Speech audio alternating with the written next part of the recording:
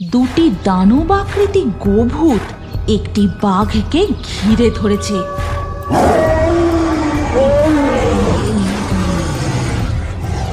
আজ যেন শিকারী নিজেই শিকারে পরিণত হতে চলেছে। নদীপথে ফরেস্ট ডিপার্টমেন্টের টিম মাইকে জরুরি সতর্কবার্তা ঘোষণা করতে করতে এগোতে থাকে। যারা জঙ্গলে ও নদীতে আছো সকলে শোনো, সুন্দরবনের জঙ্গলের গহীনে গোভূতের উৎপাত আবার বেড়েছে, তাই সাবধান। কেউ জঙ্গলে মধু সংগ্রহ করতে, নদীতে মাছ ধরতে যাবে না। যারা জঙ্গলে আছো তারা এক্ষুনি ফিরে যাও। মাধবী, শুনতে পাচ্ছ? মনে হয় ফরেস্ট ডিপার্টমেন্টের অফিসাররা কিছু প্রচার করছে। হ্যাঁ, তাই তো। ভালো করে শোনো তো কি বলছে। সকল সুন্দরবনবাসী ও মৎস্যজীবী মাঝিদের উদ্দেশ্যে ঘোষণা করা হচ্ছে যে গভীর অরণ্যে গোভূতের উৎপাত আবার বেড়েছে, তাই যারা জঙ্গলে মধু সংগ্রহ করতে গেছো তারা এক্ষুনি বাড়ি ফিরে যাও। হরিণ ভাঙা নদী ও কালিন্দির খাঁড়িতে মাছ ধরতে যাওয়া এখন বন্ধ থাকবে। শুনছো কি বলছে? এই জঙ্গলে নাকি গোভূতের উৎপাত আবার বেড়েছে। এখন কি হবে?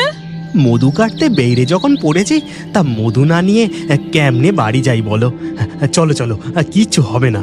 আজ না হয় একটা মৌমাছির চাক ভেঙে ফিরে যাব। এই বলে কালু ও তার স্ত্রী মাধবী ফরেস্ট ডিপার্টমেন্টের সতর্কবার্তা উপেক্ষা করেই জঙ্গলের আরো গভীরে প্রবেশ করে। কই গো মাধবী, আমরা তো অনেকটা ভেতরে চলে এসেছি। এখানেও মৌমাছির চাকের কোনো চিহ্ন নেই। এত দূর যখন এসেই পড়েছি, আর একটু চলো না। আমার মন বলছে আর কিছুটা গেলেই আমরা ঠিক মৌমাছির চাক পাবো। কালু ও মাধবী জঙ্গলের আরো গভীরে প্রবেশ করতেই তারা গাছের ডালে একটি মৌমাছির চাক দেখতে পায়। তোমাকে বলেছিলাম না, আর একটু গেলেই আমরা ঠিক মৌমাছির চাক দেখতে পাবো। হ্যাঁ হ্যাঁ, কিন্তু এই বিদঘুটে পচা গন্ধটা কোত্থেকে আসছে? উফ, বাবারে বাবা, এখানে যে টেকা দেয়। আরে বাবা, নাকটা ঢাকা দিয়ে তাড়াতাড়ি কাজে লেগে পড়ো। কালু গাছে ওঠবার প্রস্তুতি নিচ্ছিল, এমন সময় তারা শুনতে পায়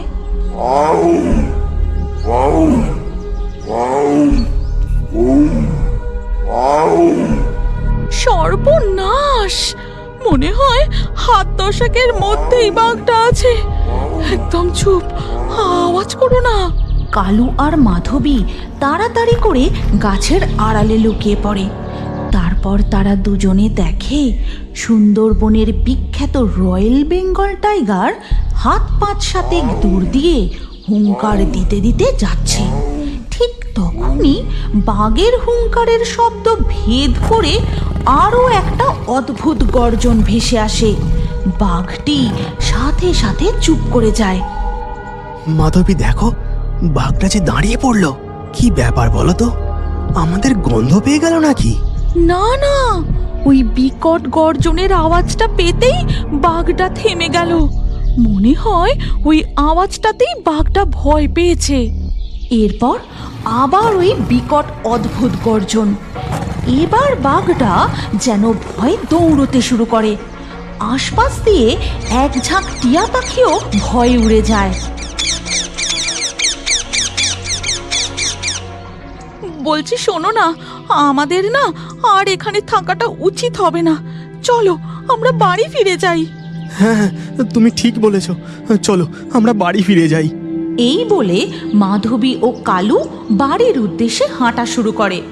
কিন্তু কিছুটা এগোতেই হঠাৎ তাদের চোখে পড়ে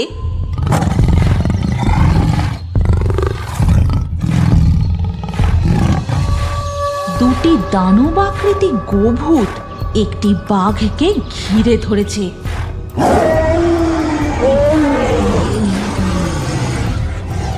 আজ যেন শিকারী নিজেই শিকারে পরিণত হতে চলেছে। হে বনবিবি, রক্ষা করো আমাদের। কি ভয়ঙ্কর দৃশ্য! এই সংকট থেকে আমাদের উদ্ধার করো। এরপর ওই বাঘটা কোনো রকমে প্রাণ বাঁচিয়ে আবার দৌড়তে শুরু করে। গোভূত দুটিও বাঘটার পিছু পিছু ধাওয়া করে। দৌড়তে দৌড়তে বাঘটা একটা ঝোপের মধ্যে ঢুকে যায়। তারপর গৌভূত দুটিও সেই ঝোপের মধ্যে ঢোকে।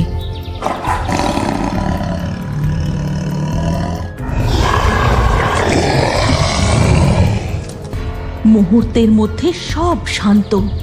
তারপর হঠাৎ শোনা যায়,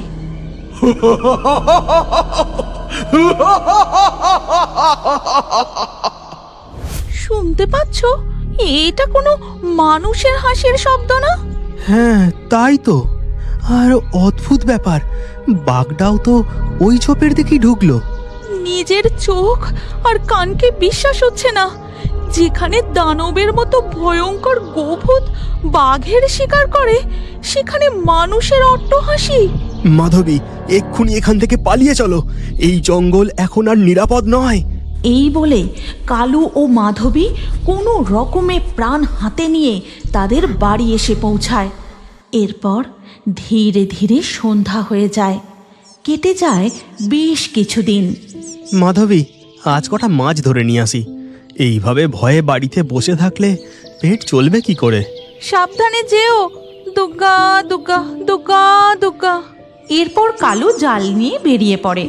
তারপর নৌকায় করে নদী পথে যেতে যেতে তার সাথে দেখা হয় রঘু জেলের। কি হে রঘু, চললে কোথায়? এই একটু কালিন্দির খাঁড়ির দিকে যাচ্ছি। সে কি, তুমি? এইরকম মজার মজার ভিডিও দেখতে চ্যানেলটিকে সাবস্ক্রাইব করে বেল আইকনের অল নোটিফিকেশনটি বাজিয়ে রাখুন। Bye bye.